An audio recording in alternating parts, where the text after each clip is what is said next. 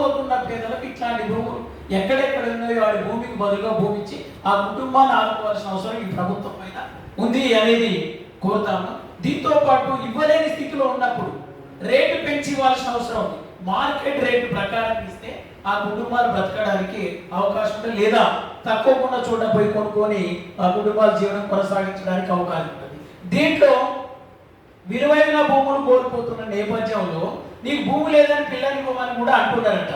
ఈ మధ్యకాలంలో 3-4 గ్రామాల్లో వచ్చింది. మీకేముంది అంటే నాకు 5 ఎకరాలు ఉంది, ఓకే పిల్లని ఇస్తాం. ఆ 5 ఎకరాలు కూడా త్రిపురాలో పోతుంది అంటే మీ పిల్లని ఇయ్యం అని. అంటే నీకు ఉద్యోగం లేదు, భూమి లేదు, ఆస్తి లేదు, కాబట్టి నీకు పిల్లని ఏమని దూరం అవుతా ఉన్నారు, వచ్చిన సంబంధాలు పోతున్నాయని ఆందోళన చెందుతా ఉన్న పరిస్థితి.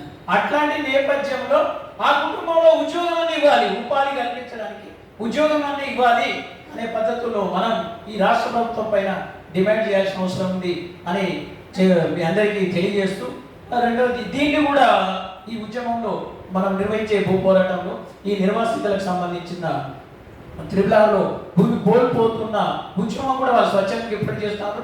కొంత రైతు సంఘం, కొంత వ్యవసాయ కార్మిక సంఘం అక్కడక్కడ భాగస్వామ్యం అవుతా ఉంది. పూర్తిగా మనం రైతు వికాస 2 రంగాలు భుజాల మీద చేసుకొని ఈ ఉద్యమాన్ని నడపాల్సిన అవసరం ఉంది. ఇప్పటికే వాళ్ళలో ఈ ప్రభుత్వం మీద స్థానికంగా ఉన్న కాంగ్రెస్ ఎమ్మెల్యేల మీద కూడా పెద్ద ఎత్తున నిరసన వ్యక్తం అవుతా ఉంది.